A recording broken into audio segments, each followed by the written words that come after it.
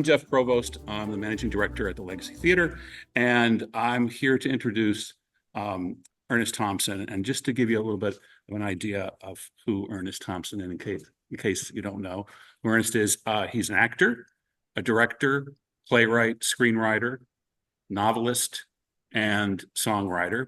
And he's the creator of more than 40 plays of various lengths, the most enduring On Golden Pond, which has been translated into 30 languages and performed on 6 continents, 10 films, and 250 songs. Can that be right? He's won an Academy Award and a Writers Guild Award and a Broadway Drama Guild Award and been nominated for a Tony, an Emmy, and a BAFTA. That's the British film equivalent. He's the author of the novel The Book of Maps and the soon-to-be-released Outclaws, and is currently in pre-production for Home on Golden Pond, the long-awaited sequel to his film. And next season, he'll star and direct the Broadway revival of his iconic play. Welcome, Ernest. It's great to have you here to be able to talk to you and continue our conversation. I think you've used up all the time just reading my bio, so well, nice talking to you. I got to give everybody some context. Of course, with me, it's easy because my relationship with you goes all the way back to 1979 when I was a 15-year-old usher at the Westport Country Playhouse. And I saw a production called On Golden Pond. And I was a Tuesday night usher, and the shows ran, I think we ran like 8 performances. And I went back and saw it a second time on the weekend. I brought my mom to see it with me because I fell in love with the play. And I was lucky enough to see that original company that later on I learned, Francis Sternhagen, Tom Aldridge, I wanted to be Mark Bendo, the kid in the show, of course, but he was the one he got to say all those cool lines about sucking face and all that stuff. But I was mostly interested in this story that was happening not very far from where we were in Connecticut, and the regional feel to it. And that was On Golden Pond. And then later on, of course, I learned that it had been on Broadway and something. So bring us back to that period of time, because really what we're going to focus on today is the opposite of what we typically talk about in the theater. We'll talk about bringing the play from the page to the stage. But today we're going to kind of flip that and really concentrate on the next aspect of it, which is going from the page, going from the stage, the full production, and in this case, the Broadway show, and bringing it and making it into a movie, going back to the script and how that's done, and really want to kind of focus on what it's like to have a play and then have to make that a movie, or the challenges that come with that. So take us back to 1979 or whatever, the late 70s, that period of time, and kind of set it up for us, if you would. Well, I wrote the play in 1978. I was a 28-year-old out-of-work actor, and I didn't like being out of work, so I sat down and wrote some plays. I wrote 3 short one-act plays, and I had an agent who said it's hard to get one-act plays produced, so why don't you give me a full-length play? And I had just written this one called On Golden Pond. So it opened during a newspaper strike in 1978, which meant that the New York Times did not have an opportunity to express its true feelings about my masterwork, which is why we're having this conversation, because otherwise it could have died a sudden death. It was done on Broadway the following winter, starting at the Kennedy Center and then going back to New York. And it didn't have a long run, but 2 producers came to see it during its brief time on Broadway and fell in love with it and wanted to continue it. So that's how we got to Westport Playhouse, because they raised new capital and we went back on the road to Westport and then back to Broadway. And then it ran for 400 performances. I think it was a pretty good run. And then 20 years ago, it was back on Broadway, 19 years ago, with James Earl Jones and Leslie Uggams. And next year it'll be another revival. So I'm starting to think it has legs. And it gets done hundreds of times every year all around the world. And community theaters and college theaters and professional theaters, and as you said, 30 languages. And so it's been an extraordinary legacy. And if you'll pardon the word, but I consider it my own personal lab experiment because I didn't know, of course, when I wrote it, that it would have any sort of life, let alone a long one. And so I keep going back to it. But you mentioned that it was made into a film. Mhm.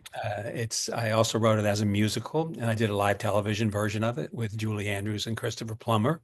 And so I keep exploring it. I keep digging deeper. So to have written the screenplay, which I was extremely lucky to be able to do because I was an unknown writer and I was cheap. So I think that they took a chance on me, the producers, one of whom was Jane Fonda.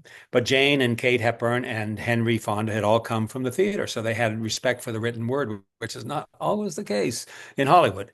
And, I was just lucky that I didn't get fired and that and we made the movie. But it just felt natural to me, Jeff, to try to figure out what goes on. And it's really fascinating now after all these years. You mentioned my book, The Book of Maps. I've been out on a tour for the last couple of years with it, and people come up who just love On Golden Pond, bless their hearts. I'm always so moved and so grateful. But a lot of them only know the movie. They don't know that it was a play. And so when people come and see a production, I've directed it a few times, uh, they wonder, well, where's the lake going to be? Where's the diving board and the fishing scenes? And that's what's so magical, as you know, I don't have to tell you about the theater, is that it all happens in the imagination of the audience. So those of your audience members who know On Golden Pond at all, play or film or both, they know that there's a complicated character, the role of that Henry Fonda played and Chris Plummer played, and then I'm going to play, who is facing the early signs of dementia, Mm. and he's complicated and difficult, and you wonder if this guy's going to make it through the play, let alone the next year. And along comes this 13-year-old boy who's the son of their daughter's fiance, and he kind of shakes things up and wakes him up. And so it becomes sort of a multi-generational piece. And it was, never by design. I'd like to think I was that smart that I would write something that would continue to be done and that actors would age into playing the roles. But I just wrote what came to me. And here we are, 46 years later. Incredible. And now you can play Norman. I'm old enough, Jeff. Thank you. Yeah. However, it's really interesting because James Earl passed last week. Yes. And when we did the play with him 19 years ago, he seemed like the right age for it. And that was terrific. But I realized in it, counting backwards from his obit, he died at 93. He was younger when he played Norman Thayer than I am now. But originally, Tom Aldrich, the guy who created the role, was 50. And Charlie Yes. Durning did in LA. He was 51. So it doesn't really matter. Again, you've spent your life in the theater. That's what's so extraordinary about it is that we leave it to the audience's imagination to fill in the gaps. So when people saw James Earl, a man of color, playing a role that had been played by Henry Fonda famously, it took them maybe 2 seconds to think, oh, it doesn't matter. That's just who the character is. Yeah. And I cleverly, unintentionally, wrote into the play the age of every single character. So at the beginning of the play, the Katharine Hepburn, Franny Sternhagen character says, I'm in my 60s and you're in your 70s. He says both, but just barely on both counts. Norman says, Charlie must be 30 by now. Ethel says, Charlie is 44, 2 years older than Chelsea. So now we know all four ages. Yeah. The kid comes in and announces he just turned 13. And then his dad comes in and says, I turned 45 years ago. Brilliant. I wish I were that brilliant. But the audience doesn't have to be told anything. They don't have to figure anything out because we know. But I got to tell you, you're a tiny bit behind me. But when I was at one of your colleges, American University, Yeah. uh, there was a famous British actress, Judith Anderson, who was touring in Hamlet, not Hamlet. playing Gertrude, but playing Hamlet at 75. And so I went as a smart ass kid thinking, well, this will be good. And it was great. It was incredible because she made me believe. So, I love the process of adapting. I've gone through it 3 times now. I adapted my play, The West Side Waltz, that Hepburn had done on Broadway and on tour, and I did as a film with Shirley MacLaine and Liza Minnelli and Kathy Bates. And now I've just shot a short film adapted from one of my first one-act plays called The Constituent. So I just love the idea of going in and figuring out what does it mean? All the stuff that we have to imagine or that the playwright kind of put on the page but didn't fully explain, I get to do now. And I get to just what we call in film opening it up. And I'll do the same thing with my book, The Book of Maps.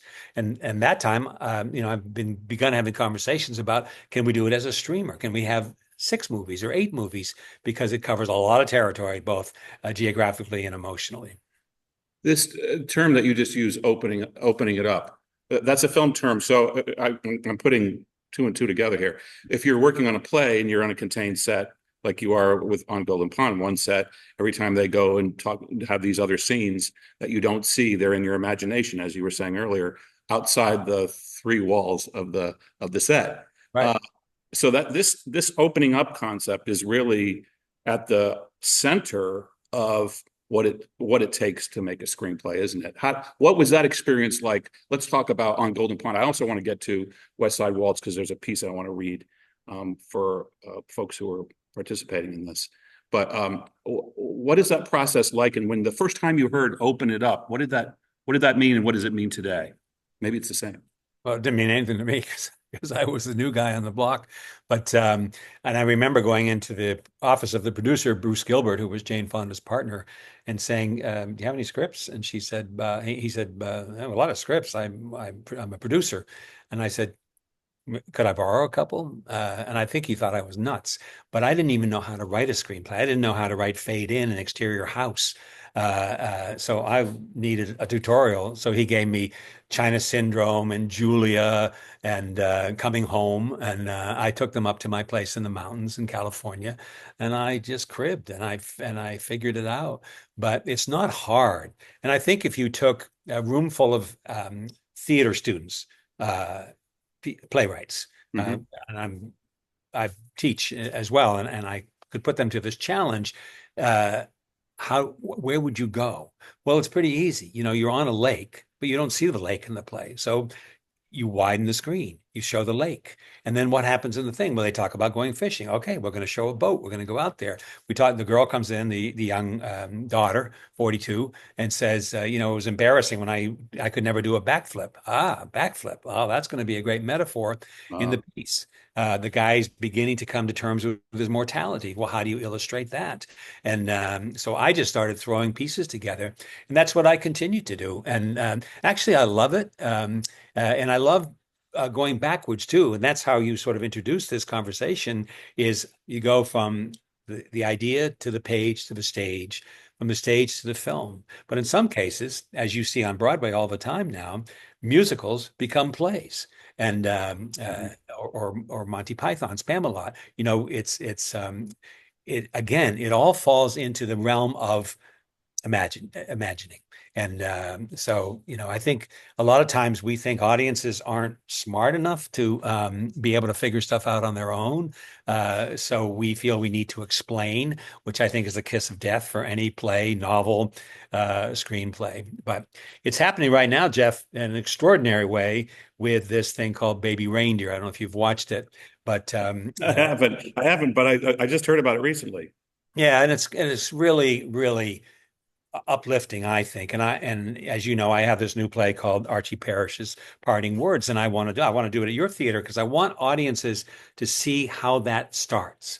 And in the case of Archie Parrish, which was true of Baby Reindeer, it's one guy playing a lot of characters. So those in your audience who know Baby Reindeer, and you're the only person in America, incidentally, who's not watched it, you will, people see this one guy, Richard Gadd, who's an extraordinary writer and actor, who began at Edinburgh Fringe Festival, and he played all the characters. So he played the stalker, and he played the predator, and he played other people in his life, in his bar, the transsexual. And I do the same thing with Archie Parrish's Parting Words. So someday your audience will see that play see me playing 7 or 8 characters, and then tune back in a year, 2 years later, and see those characters played by other actors Mhm. coming to life. So in Baby Reindeer, there's a woman who's his stalker. She's this very large, very zoned out character, but he had to ask the audience, okay, imagine me, a skinny guy in Scotland, playing this large woman. And so, that's where there's a partnership between the artist and the audience, or the author and the reader. And I go through this all the time. You listed all the stuff that I've done, and I keep doing because I just feel that we have a compact. So I, as the storyteller, do my job. I write the stuff down, and then I challenge you, the audience or the reader. You do the rest. You fill it in.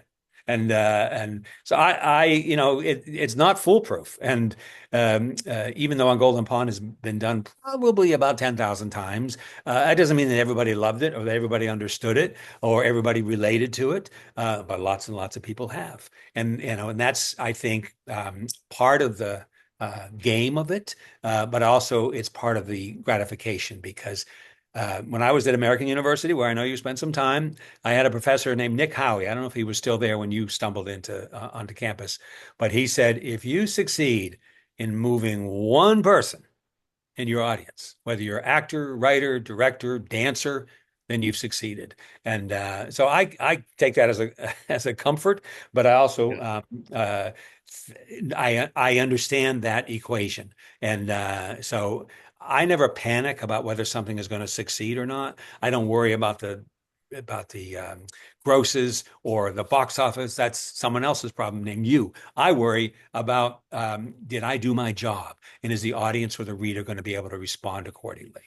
Right, right. Well, you mentioned your book, The Book of Maps, and that's how this connection happened because I went to see you do a talk at the Cape in Old Saybrook on Book of Maps. Well, that's kind of where the conversation started, and then you took us on some great little side journeys from there. I'm sure that it's all part of what makes Ernest Ernest. But I also think I remember you telling a little anecdotal story about a moment in the film of On Golden Pond that a lot of people remember when they think of the film, when they think of Henry Fonda and Kate Hepburn in the film. They hone in on this one scene where she talks about him being well. It's going back to your dementia. Talking about dementia. It's the evidence of Norman's dementia when he comes back after picking strawberries. Yep. And then what I think the film, the line that's the stickiest line is this thing about "You're my knight in shining armor." Yeah. Tell us about that because it's a big part of what people connect with, I think, with the film. Well, if you see me growing green in the gills, it's only because I hate that line. But Kate wanted it, and she felt it was necessary to sort of gild the lily, and I didn't. So it was an ongoing conversation. But I am a team player and a good sport. And how do you say no to Katharine Hepburn? You don't. So I wrote the scene, and she the speech, but because you're a man of the theater and because your audience now you're kind of on the fence between your film audience and your theater audience. So in the film, Kate wanted to say, "You're my knight in shining armor, and I'm going to get on the horse and we're going to go, go, go." It makes me want to throw up when I hear it. However, it was the second highest grossing movie of 1982. So what do I know? I'm not giving my Oscar back. But in the play, which is so economical and succinct, and you'll see it when you come see my revival next year, all the guy says, "You know why I came back so fast with my little bucket? I got to the end of our lane. I couldn't remember where the old town road was. I went a little way into the woods and nothing looked familiar, not one tree, and it scared me half to death. So I came running back here to you, to see you, to know that I was safe, that I was still me." Dead silence in the theater because it's a confession. It's a recognition on his part that he is not only losing his way, he's losing it. And so the character of Ethel, and we're going through a wild time right now, deciding who's going to play across from me in this revival. All she says is, after she gets over the shock of realizing that her husband is fading away from her, she says, "Of course you're safe, my darling. And you're definitely still you. And after lunch, after we gobble up all those strawberries, I'll take you down to the old town road and you'll remember it all, my darling. We've walked it 1,000 times." End of scene.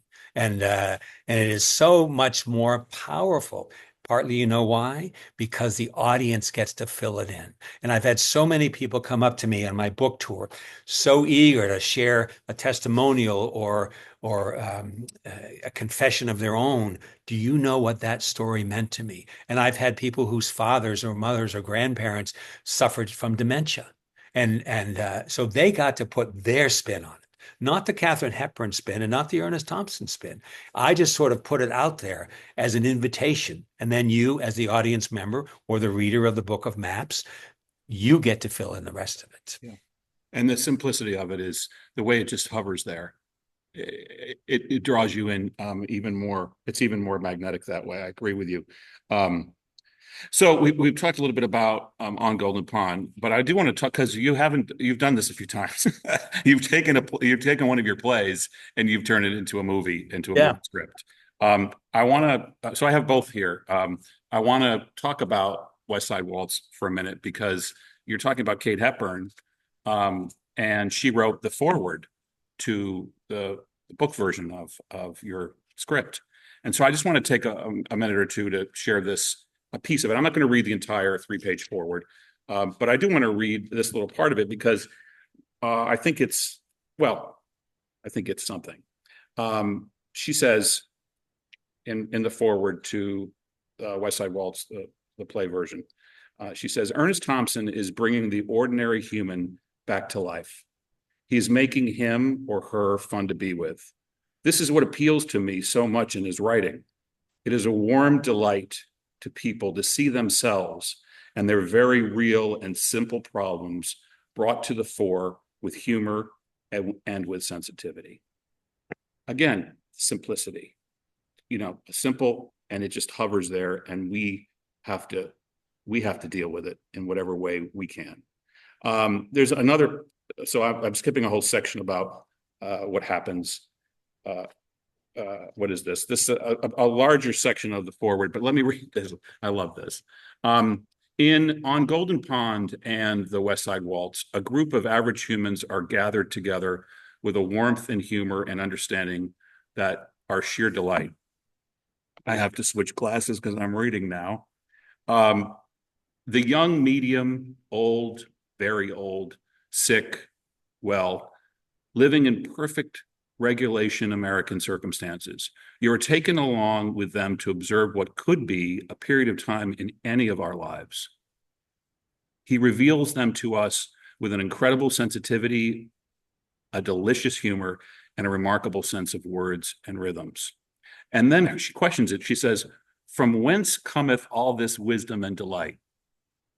I was amazed when I first met him. This is Kate talking about Ernest. Very early 30s, tall, athletic, handsome, really quite something in the dreamiest sense of the word. Yes, fast cars, speedboats. He was an actor. Where in the world did he pick up this really extraordinary knowledge? Well, he did, and it has happened. And he's astounded and thrilled too. As a child is thrilled when he wins the race, no false sophistication in his attitude, just beaming joy. They like me. I can do it. Oh, life.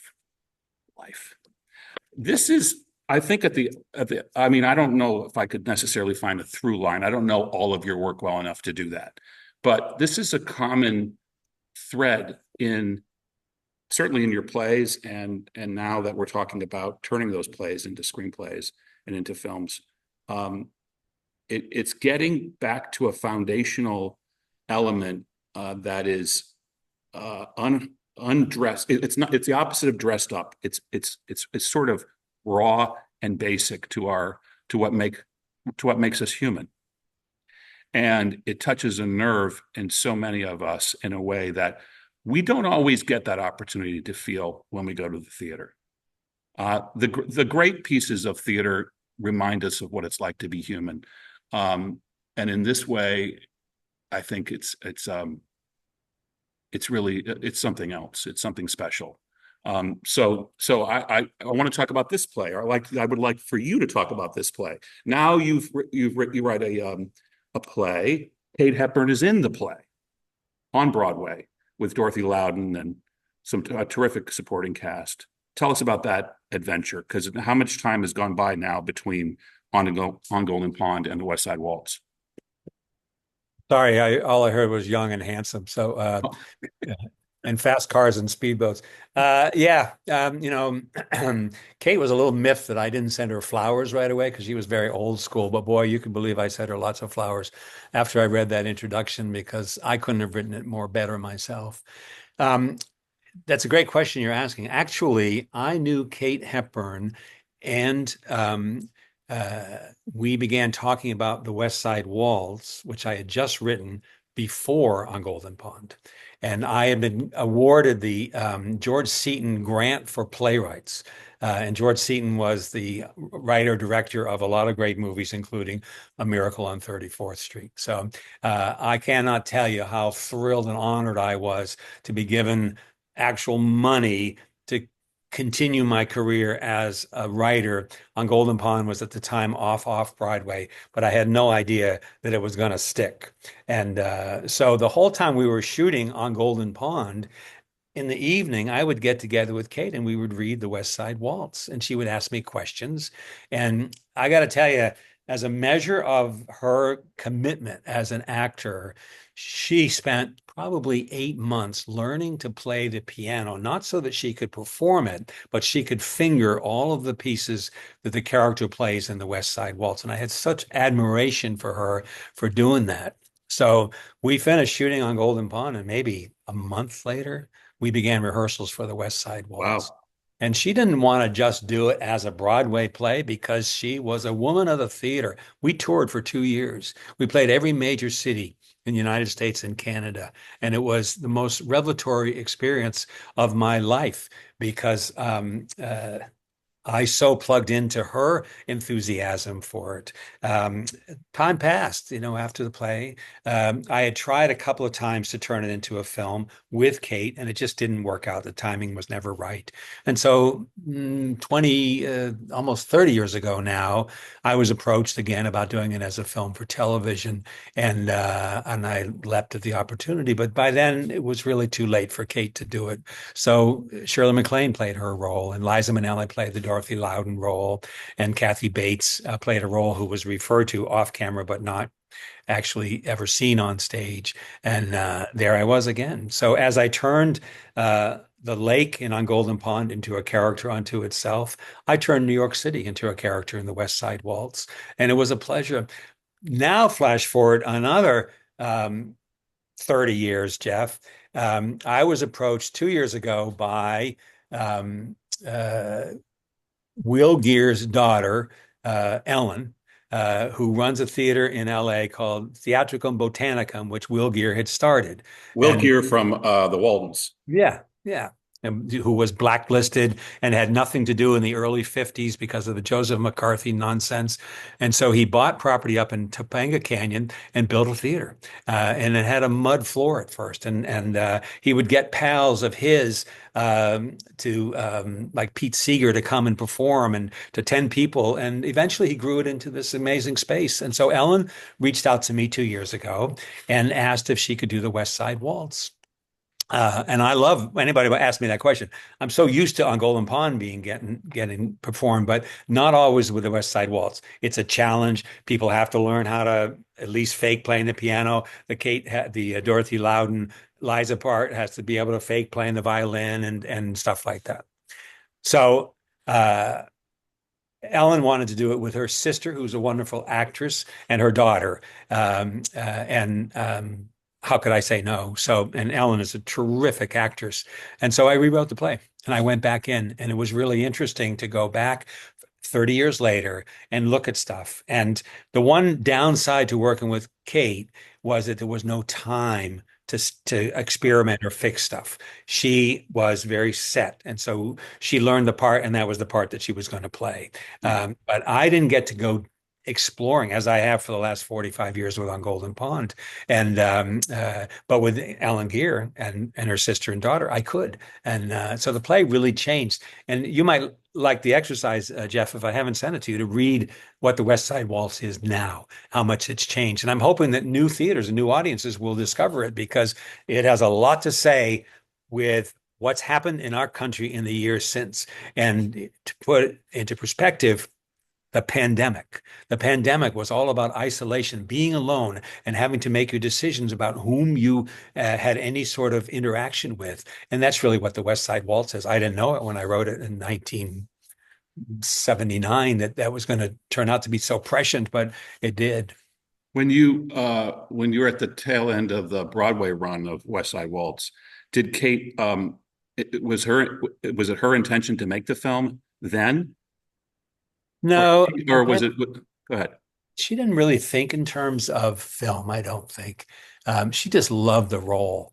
And as she said in that wonderful introduction you read, she just liked my writing. You know, she felt that I could speak to her, and then she could speak through her voice to audiences. And that proved to be true. And we sold out every performance of every theater in every city with the West Side Waltz because of her, because she was the biggest star. You know, I would go check in. I'd go to Chicago or Toronto or Seattle and, you know, see how it was going. But yeah, I never really heard her talk about doing a film. I think she was content in doing the play. And little known fact of no value, I started writing another play for her, and she was very excited about it. It was called Esther Hardy's Garden. And because her sister had divorced when she was in her 60s, and Kate wanted to play that kind of a character. And so I started writing it. But again, unfortunately, Kate became less well and less present, and the play never happened. But someday I want to circle back to it because it was a really interesting thought.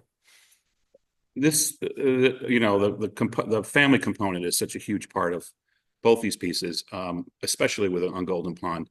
Um, so you got Henry Fonda on the set with Jane Fonda, and you're filming up. Did you film on Squam Lake? Is that where you filmed? Yeah, not far from where I live now.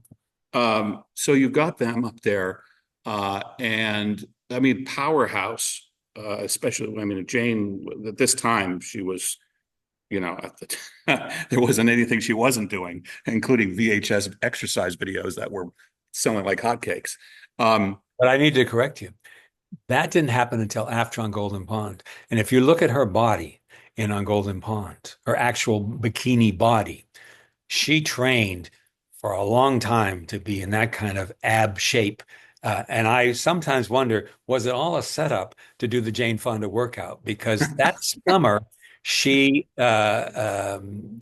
would practice teaching aerobics on Henry Fonda's porch. And Henry's wife, Shirley, would participate, and a few other women involved with the production. And it drove Hepburn crazy because she lived just up the hill from there, and she would say, "Turn down that music." But I just wanted to put that in the proper order because it was after that and when the movie became a smash, that so did Jane Fonda workout. well, you know, I saw the recent production at Ireton Playhouse last year with Jimmy Naughton and Maya Dillon. And one of the things that I remember from the script, or I remembered again, was that character, is it Chelsea, is the daughter? Yeah. Is they talk about her being a little bit, Norman talks about her being a little chunky, I think. That He certainly calls didn't make her, it into the screenplay. well, but it may still be there. But you know, I've seen women of all sizes and shapes and ages play Chelsea, and that is more indicative of Norman and what a stubborn, unthinking man he is, that he calls her the little fat girl. And she Oh, says in the course of the play that when she was a kid, she was not skinny. So it doesn't matter at 42. In a way, it's even more touching, poignant, and sad and angering that he calls her a little fat girl. And Ethel has to say, "What are you talking about? She's thin as a rail." So in a way, Jane really did step up to that. Yeah, and as I said, it's really about the spirit of the character because she's a complicated character, you know. And I often think about this, Jeff, and you'll see it when I am back on Broadway with it. that Norman Thayer was a college professor of English at an Ivy League school, University of Pennsylvania. So that meant that for 40 years or so, he stood in front of an audience, classroom or lecture hall, and regaled his students with stories of great literature. And that often gets lost, that aspect of his character, because people go for the humor or they go for the on encroaching dementia. But he had to be that professor. And I don't know if you were lucky enough at AU or Catholic U to have that professor. Some of us have, and it's been eye-opening. I had him as an English teacher in high school who just turned on lights for me and made me see life differently than I ever would have. But so I'm only saying that because imagine that guy as her father. That demanding, super intellectual guy, there's no way that she could measure up. So it wasn't that she wasn't a boy or the son he never had. It was that she wasn't able to rise to the challenge that he would put out there. And that's why it's so revealing when the boy comes along and Norman starts throwing books at him. And when I do it, I literally throw books at him. All the children's classics of Treasure Island and Robinson Crusoe Whoops. and Robin Hood, because Norman now has what he would consider a viable challenge. Yeah, when you get to that part of the play, it's it's one of those moments where you, like, as a man, you just kind of back off and say, okay, he wants to articulate this, but I'm getting out of this scene. So we've got, time-wise, we have just a little bit. We have about, I guess, about 8 minutes before the hour is up. And I do want to open it up. Let me just finish reading. I just want to read one more part, and then I want to open it up for questions. This also continues the last part of the introduction that Kate Hepburn did in New York City in February of 1982 at the introduction to, for those of you who came in late, The West Side Waltz is the second play that Ernest turned from play into a screenplay, into a film. And this is, now she's talking directly about Ernest. Wasn't I lucky to run into him? That's what I'm thinking. And that's what his ever-increasing public is thinking. There is something enormously healthy about laughing at oneself. If it helps you to pull yourself together and to march on down the road of life, and hear Kate in that, right? That, which is, as we all know, chock full of hurdles. But wait, there's a bright spot. Where? Over there. See it? Oh no, it's gone. But just keep looking. To me, his contribution is uplifting. That's the way she ends the introduction, and I think it's a great way to end the conversation, but I do want to open it up for any questions that we may have. And Keely, can you help me with the... Yeah. Yeah, great. Anybody who has any questions? We had people coming in from the theater and staggered times, but Keely, did you have anything you wanted to bring up? Our artistic director is here, so I'm opening the floor to her. Well, first of all, just thank you so much for your time and sharing it with us here. We've all, I feel like everybody has seen On Golden Pond, and then it's like this iconic piece that speaks so beautifully to just human nature and relationships. If there was, particularly for that piece, if there was kind of a crowning moment or scene or preparation for the making of it in any iteration, what would it be for you? You mean in the writing of the play or the adapting of it into a screenplay? If there's a thought that comes to mind in any one of those iterations, I'd love to hear that one. Well, the joke is that I didn't know really what I was writing. I didn't know how to write a play. Originally, it was 150 pages long. Now, most of my plays are 62 pages long because I realized the importance of economy. But I really thought I was writing about the end of an era. And I was very conscious as a young boy that things were changing on the lake we would go to in Maine, and that condominiums were coming, and the very beginning of computers. And so in a way, the older couple became sort of metaphors for that change. But somewhere there, I had to make them real. My father was a college professor, so I had a little bit of available research. But I think when I understood, and I say this to the writers who come to my workshops, that I could be moved by what I've written. And so Jeff was just mentioning the scene where Norman goes off to look for strawberries and gets lost, and it scares him to death. And so when I wrote that, uh, it made me tear up. And I thought, maybe I'm on to something. And I say to the writers who come to my workshops, if you can write something and it moves you, it's probably going to move someone else too. And it's the same with my novel, The Book of Maps. There, I did the audiobook of it, which is really how my play Archie Parrish came about, because I played 83 characters and doing the audiobook. But there are moments in it that my wife said, "Hey, good luck reading that," because it makes me cry. And so it's very personal in that way. And people would say, at when I was 28, when I wrote it, why? First of all, why would you write a play about an old man? And how could you know anything about old men? And I don't. I didn't, and I don't now. But I know how I feel about stuff. And when I realized as a burgeoning playwright, storyteller, that I could use my own life experience to talk about the human condition. And I always say to other writers, the best way to make something universal is to make it personal. And that's what I did with on Golden Pond, with the West Side Waltz, with Archie Parrish, with the Book of Maps. I always talk through about myself through other characters, about my emotions, my fear, my joy, my trepidation, my insecurity, my whatever it is, because that adds up to the human condition. And so it was a great learning experience for me. And here I am, 46 years later, still learning, still fine tuning that play. And there are people who have been around long enough who had seen the original play at the Hudson Guild Theater in 1978, who may come next year and see it and say, is something different? And yeah, there is something different, because it's gone through lots of ringers in the meantime. It's gone through being adapted to a screenplay, being made into a musical, being made into a live television production. And the writer keeps fine tuning, because I think it's not only my privilege, but my responsibility to do so.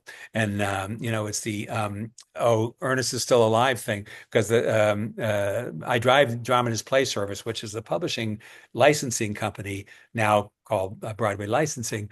I drive them crazy because I keep changing it. I keep fine tuning it. And I drive the Jeff Provost of the world crazy, because I'll say, are you sure you have the right script? Do you have the red covered one? Because that's the only one you're allowed to use now. You can't go back and use one from 1985 or 93 or whatever. You have to use this one, because that's my story. I hope that whatever version of On Golden Pond is out there, I hope that Norman is still an old poop.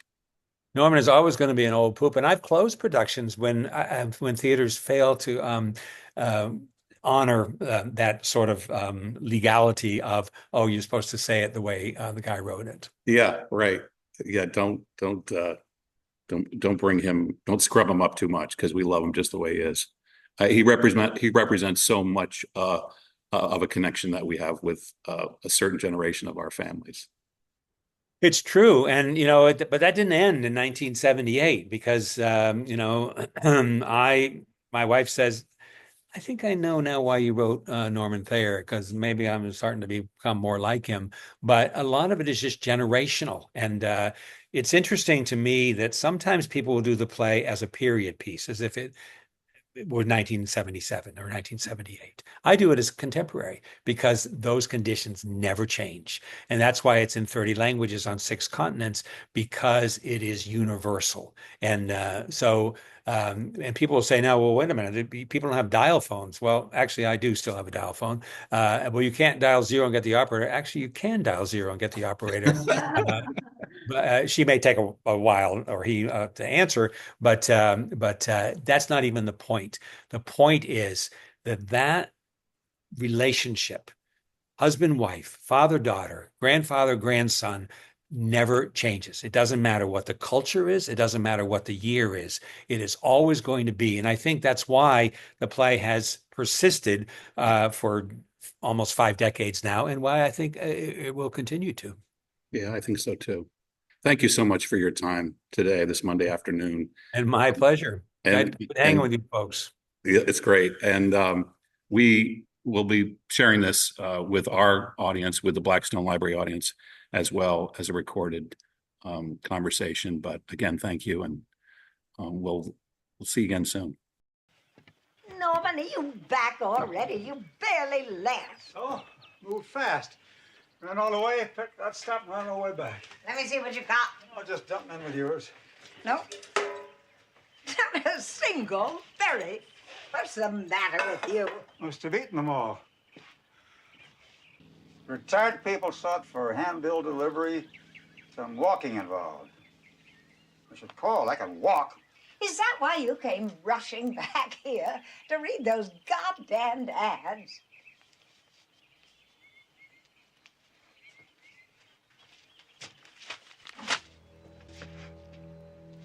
You want to know why I came back so fast? I got the end of our lane. I couldn't remember where the old town road was. One little way in the woods, there was nothing familiar, not one damn tree. Scared me half to death. That's why I came running back here to you. See your pretty face. I could feel safe. I was still me.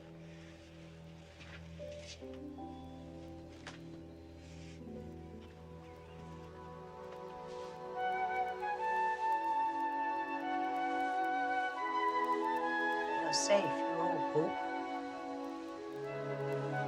And you're definitely still you. Picking on poor old Charlie. After lunch, after we've gobbled up all those silly strawberries, we'll take ourselves to the old town road.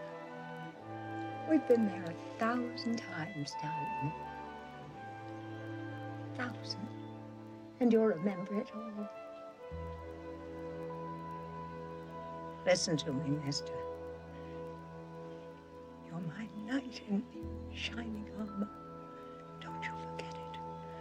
You're gonna get back on that horse, and I'm gonna be right behind you, holding on tight, and away we're gonna go, go, go.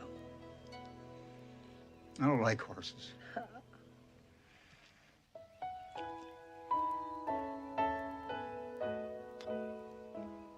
You are a pretty old dame, aren't you? Oh.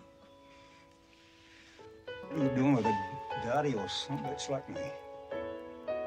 Well, I haven't the vaguest idea.